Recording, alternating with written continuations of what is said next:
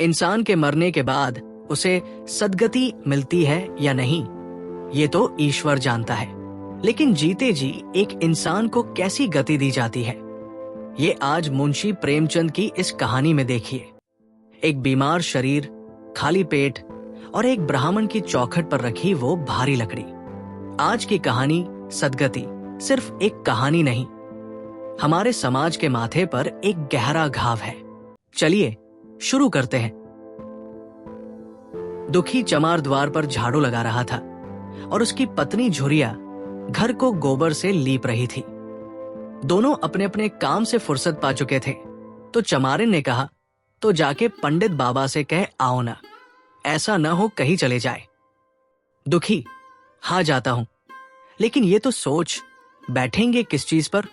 झुरिया, कहीं से खटिया न मिल जाएगी, ठकुराने से मांग लाना। दुखी, तू तो कभी कभी ऐसी बात कह देती है कि देह जल जाती है। ठकुराने वाले मुझे खटिया देंगे, आग तक तो घर से निकलती नहीं, खटिया देंगे।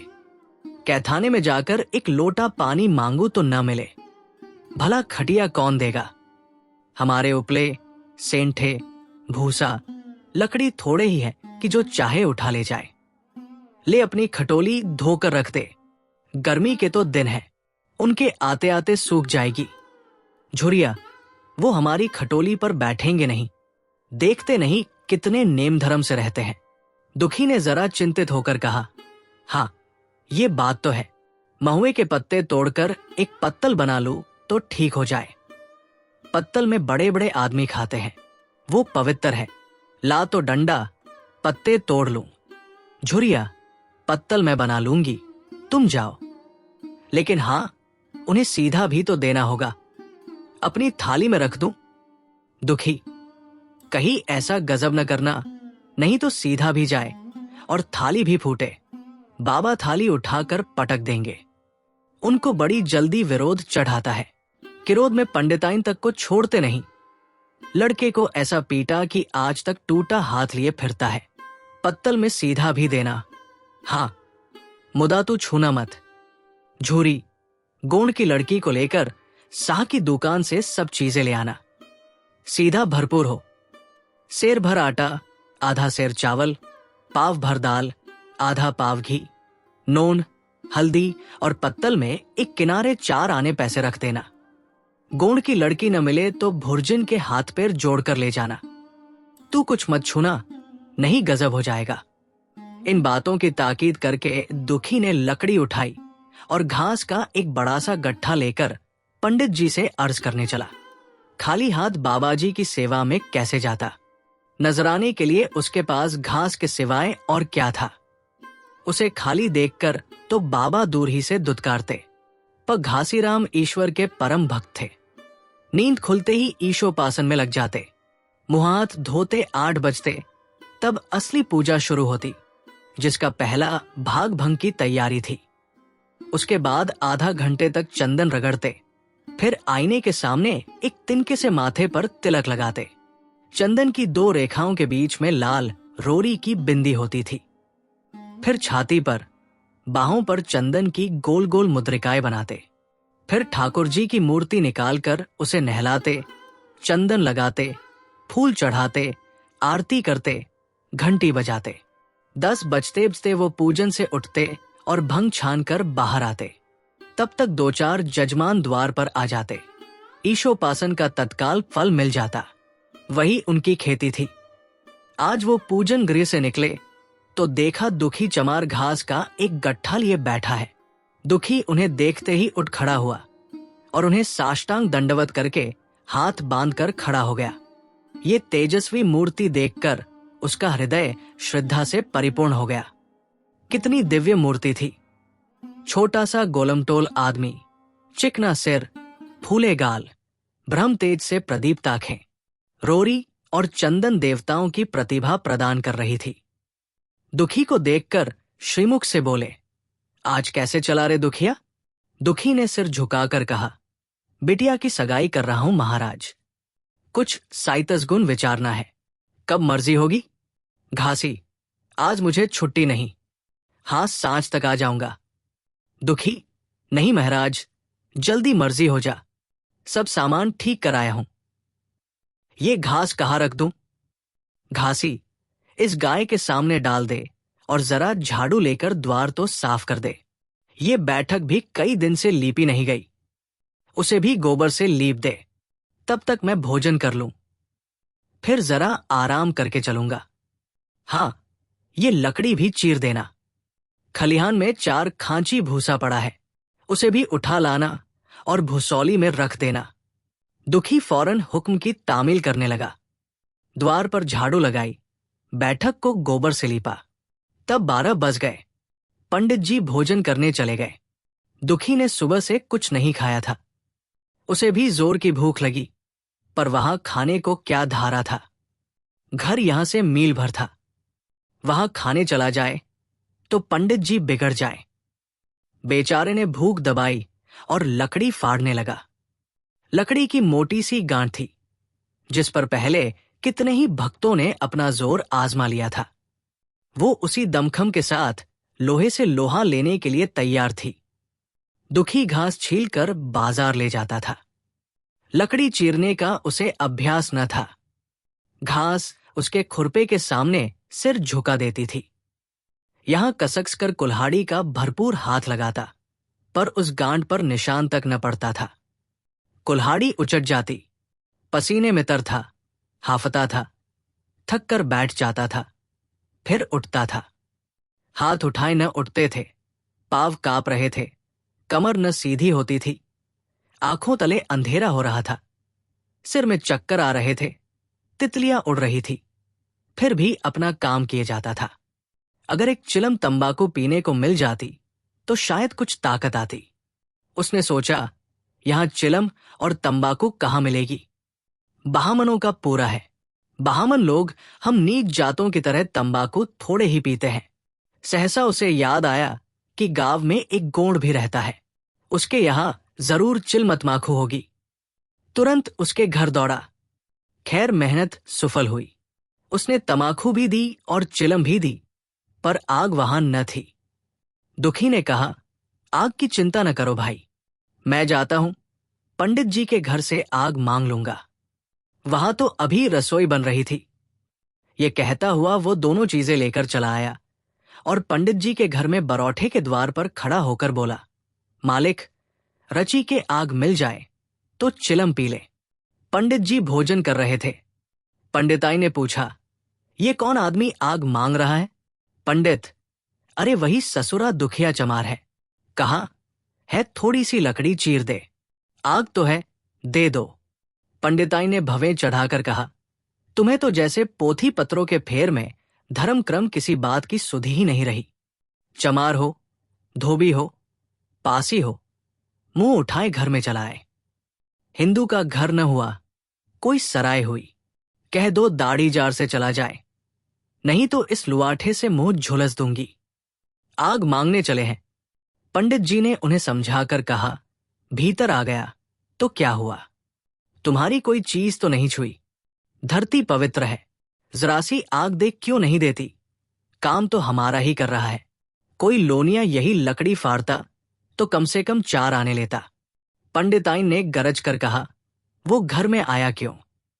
पंडित ने हार कर कहा, ससुरे का अभाग था और क्या। पंडिताइन, अच्छा, इस बखत तो आग दिए देती हूं, लेकिन फिर जो इस तरह घर में आएगा तो उसका मुंह ही जला दूंगी। दुखी के कानों में इन बातों की भनक पड़ रही थी। पछता रहा था, नाहक आया। सच तो कहती है, पंडित के घर में चमार कैसे चलाए? बड़े पवित्र होते हैं ये लोग, तभी तो संसार पूछता है, तभी तो इतना मान है। भरचमार थोड़े ही है, इसी गांव में बूदा हो गया, मगर मुझे इतनी अकल भी ना आई। इसलिए जब पंडिताइन आग लेकर निकली तो वो मानो स्वर्ग का वरदान पा गया। दोनों हाथ जोड़कर जमीन पर माथा टेकता हुआ बोला, पढ़ाइन माता, मुझसे बड़ी भूल हुई कि घर में चलाया। चमार की अकल ही तो ठहरी, इतने मूर्ख न होते तो लात क्यों खाते। पंडिताइन चिमटे से पकड़कर आग लाई थी। 5 हाथ की दूरी से घूंघट की आड़ से दुखी की तरफ आग फेंकी। आग की बड़ी सी चिंगारी दुखी के सिर पर पड़ गई। जल्दी से पीछे हटकर सिर के झोंटे देने लगा। उसने मन में कहा, ये एक पवित्र ब्राह्मण के घर को अपवित्र करने का फल है। भगवान ने कितनी जल्दी फल दे दिया। इसी से तो संसार पंडितों से डरता है और सबके रुपए मारे जाते हैं। ब्राह्मण के रुपए भला कोई मार तो ले, घर भर का सत्यानाश हो जाए। पाव गल गल कर गिरने लगे। बाहर आकर उसने चिलम पी और फिर कुल्हाड़ी लेकर जुट गया। खटखट की आवाजें आने लगी। उस पर आग पड़ गई तो पंडिताइन को उस पर कुछ दया आ गई। पंडित जी भोजन करके उठे तो बोली, इस चमरवा को भी कुछ खाने को दे दो, बेचारा कब से काम कर रहा है, भूखा होगा। पंडित जी ने इस प्रस्ताव को व्यावहारिक क्षेत्र से दूर समझकर पूछा, रोटियां हैं? पंडिताइन, 2-4 बज जाएंगी। पंडित, 2-4 रोटियों में क्या होगा? चमार है, कम से कम सेर भर चढ़ा जाएगा। पंडिताइन कानों पर हाथ रखकर बोली, अरे बाप रे, सेर भर तो फिर रहने दो। पंडित जी ने अब शेर बनकर कहा, कुछ भूसी चोकर हो तो आटे में मिलाकर 2 ठो लिट्टा ठोंक दो, साले का पेट भर जाएगा। पतली रोटियों से इन नीचों का पेट नहीं भरता, इन्हें तो ज्वार का लिट्टा चाहिए। पंडिताइन ने कहा, अब जाने भी दो, धूप में कौन मरे। दुखी ने चिलम पीकर फिर कुल्हाड़ी संभाली। दम लेने से जरा हाथों में ताकत आ गई थी। कोई आधा घंटे तक फिर कुल्हाड़ी चलाता रहा, फिर बेदम होकर वहीं सिर पकड़ के बैठ गया। इतने में वही गोंड आ गया। बोला, क्यों जान देते हो बोले दादा, तुम्हारे फाड़े ये गांठ न फटेगी। नाहक हलाकान होते हो। दुखी ने माथे का पसीना पोंछकर कहा, अभी गाड़ी भर भूसा ढोना है भाई। गोंड, कुछ खाने को मिला कि काम ही कराना जानते हैं, जाके मांगते क्यों नहीं। दुखी, कैसी बात करते हो चिखुरी, ब्राह्मण की रोटी हमको पचेगी। गोंड, पचने को पच जाएगी, पहले मिले तो। मूंछों पर ताव देकर भोजन किया और आराम से सोए। तुम्हें लकड़ी फाड़ने का हुक्म लगा दिया। जमींदार भी कुछ खाने को देता है, हाकिम भी बेगार लेता है तो थोड़ी बहुत मजूरी देता है। ये उनसे भी बढ़ गए, उस पर धर्मात्मा बनते हैं। दुखी, धीरे धीरे बोलो भाई, कहीं सुन ले तो आफत आ जाए। ये कहकर दुखी फिर संभल पड़ा और कुल्हाड़ी की चोट मारने लगा। चिखुरी को उस पर दया आई, आकर कुल्हाड़ी उसके हाथ से छीन ली और कोई आधा घंटे खूब कसक कुल्हाड़ी चलाई, पर गांठ में एक दरार भी न पड़ी। तब उसने कुल्हाड़ी फेंक दी और ये कहकर चला गया, तुम्हारे फाड़े ये न फटेगी, जान भले निकल जाए। दुखी सोचने लगा, बाबा ने ये गांठ कहाँ रख छोड़ी थी कि फाड़े नहीं फटती, कहीं दरार तक तो नहीं पड़ती। मैं कब तक इसे चीरता रहूंगा। अभी घर परसों काम पड़े हैं, कारपरोजन का घर है, एक न एक चीज घटी ही रहती है, पर इन्हें इसकी क्या चिंता। चलो जब तक भूसा ही उठा लाओ। कह दूंगा, बाबा आज तो लकड़ी नहीं फटी, कल आकर फाड़ दूंगा। उसने झुवा उठाया और भूसा ढोने लगा। खलिहान यहां से 2 फरलांग से कम न था। अगर झवा खूब भर भर कर लाता तो काम जल्द खत्म हो जाता, फिर झिवे को उठाता कौन। अकेले भरा हुआ झुवा उससे न उठ सकता था, इसलिए थोड़ा थोड़ा लाता था। 4 बजे कहीं भूसा खत्म हुआ। पंडित जी की नींद भी खुली। मुंह हाथ धोया, पान खाया और बाहर निकले। देखा तो दुखी झवा सिर पर रखे सो रहा है। जोर से बोले, अरे दुखिया तू सो रहा है, लकड़ी तो अभी ज्यों की त्यों पड़ी हुई है, इतनी देर तू करता क्या रहा। मुट्ठी भर भूसा ढोने में संझा कर दी, उस पर सो रहा है, उठा ले कुल्हाड़ी और लकड़ी फाड़ डाल। तुझसे जरा सी लकड़ी नहीं फटती, फिर शायद भी वैसी ही निकलेगी, मुझे दोष मत देना। इसी से कहा है कि नीच के घर में खाने को हुआ और उसकी आंख बदली। दुखी ने फिर कुल्हाड़ी उठाई।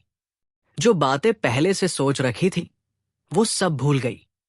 पेट पीठ में धंसा जाता था।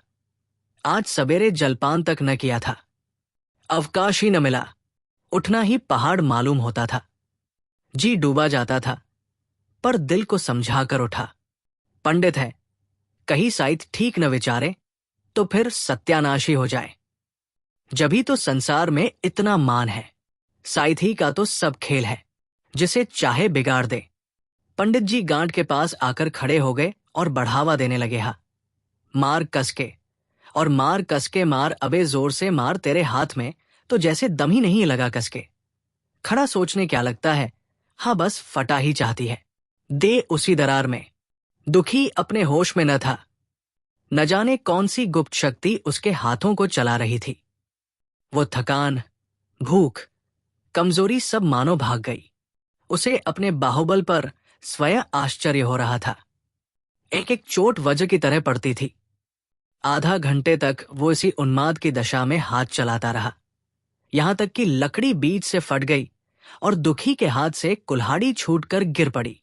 इसके साथ वो भी चक्कर खाकर गिर पड़ा। भूखा, प्यासा, थका हुआ शरीर जवाब दे गया। पंडित जी ने पुकारा, उठ के 2-4 हाथ और लगा दे, पतली पतली चैलिया हो जाए। दुखी न उठा। पंडित जी ने अब उसे दिक करना उचित न समझा। भीतर जाकर बूटी छानी, शौच गए, स्नान किया और पंडिताई बाना पहनकर बाहर निकले। दुखी अभी तक वही पड़ा हुआ था। जोर से पुकारा, अरे क्या पड़े ही रहोगे दुखी, चलो तुम्हारे ही घर चल रहा हूं। सब सामान ठीक ठीक है ना? दुखी फिर भी न उठा। अब पंडित जी को कुछ शंका हुई। पास जाकर देखा तो दुखी अकड़ा पड़ा हुआ था। बदहवास होकर भागे और पंडिताइन से बोले, दुखिया तो जैसे मर गया। पंडिताइन हक्काकर बोली, वो तो अभी लकड़ी चीर रहा था ना? पंडित, हाँ, लकड़ी चीरते चीरते मर गया। अब क्या होगा? पंडिताइन ने शांत होकर कहा, होगा क्या, चमरौने में कहला भेजो, मुर्दा उठा ले जाए। एक क्षण में गांव भर में खबर हो गई। पूरे में ब्राह्मणों की ही बस्ती थी। केवल एक घर गोड़ का था। लोगों ने इधर का रास्ता छोड़ दिया। कुएं का रास्ता उधर ही से था। पानी कैसे भरा जाए? चमार की लाश के पास से होकर पानी भरने कौन जाए? एक बुढ़िया ने पंडित जी से कहा, अब मुर्दा फेंकवाते क्यों नहीं? कोई गांव में पानी पिएगा या नहीं? इधर गोंड ने चमरौने में जाकर सबसे कह दिया, तबरदार, मुर्दा उठाने मत जाना, अभी पुलिस की तहकीकात होगी। दिल लगी है कि एक गरीब की जान ले ली। पंडित जी होंगे तो अपने घर के होंगे, लाश उठाओगे तो तुम भी पकड़ जाओगे। इसके बाद ही पंडित जी पहुंचे, पर चमरौने का कोई आदमी लाश उठा लाने को तैयार न हुआ। हाथ दुखी की स्त्री और कन्या दोनों हाय हाय करती वहां चली और पंडित जी के द्वार पर आकर सिर पीट पीट कर रोने लगी। उनके साथ 10-5 और चमारिनें थी। कोई रोती थी, कोई समझाती थी, पर चमार एक भी न था। पंडित जी ने चमारों को बहुत धमकाया, समझाया, मिन्नत की, पर चमारों के दिल पर पुलिस का रोब छाया हुआ था। एक भी न मिनका। आखिर निराश होकर लौट आए। आधी रात तक रोना पीटना जारी रहा। देवताओं का सोना मुश्किल हो गया, पर लाश उठाने कोई चमार न आया और ब्राह्मण चमार की लाश कैसे उठाते? भला ऐसा किसी शास्त्र पुराण में लिखा है? कहीं कोई दिखा दे। पंडिताई ने झुझलाकर कहा, इन डाइनों ने तो खोपड़ी चाट डाली, सबों का गला भी नहीं पकता। पंडित ने कहा, रोने दो चुड़ैलों को, कब तक रोएंगी? जीता था तो कोई बात न पूछता था, मर गया तो कोलाहल मचाने के लिए सबकी सभा पहुंची। पंडिताइन, चमार का रोना मनहूस है। पंडित, हाँ, बहुत मनहूस। पंडिताइन, अभी से दुर्गंध उठने लगी। पंडित, चमार था ससुरा के नहीं, साध असाध किसी का विचार है इन सबों को। पंडिताइन, इन सबों को घिन भी नहीं लगती। पंडित, भ्रष्ट है सब। रात तो किसी तरह कटी, मगर सवेरे भी कोई चमार ना आया। चमारी ने भी रोपीट कर चली गई। दुर्गंध कुछ कुछ फैलने लगी। पंडित जी ने एक रस्सी निकाली, उसका फंदा बनाकर मुर्दे के पैर में डाला और फंदे को खींचकर कस दिया। अभी कुछ कुछ धुंधल का था। पंडित जी ने रस्सी पकड़कर लाश को घसीटना शुरू किया और गांव के बाहर घसीट ले गए। वहां से आकर तुरंत स्नान किया, दुर्गा पाठ पढ़ा और घर में गंगाजल छिड़का। उधर दुखी की लाश को खेत में गीदड़ और गिद्ध, कुत्ते और कौए नोच रहे थे। यही जीवन पर्यंत की भक्ति, सेवा और निष्ठा का पुरस्कार था। ऑडियो स्टोरीज लाइव को लाइक और सब्सक्राइब करें। घास कट गई, लकड़ी भी फट गई, लेकिन क्या उस व्यवस्था की जड़ें कटी जिसने दुखी को मौत के घाट उतार दिया? प्रेमचंद जी ने इस कहानी का अंत जिस मोड़ पर किया है, वो आज भी हमारे कानों में गूंजता है। अगर इस कहानी ने आपकी रूह को झकझोर दिया हो, तो इसे शेयर जरूर करें। मैं हूं आपका दोस्त अर्जुन। सुनते रहिए ऑडियो स्टोरीज लाइव।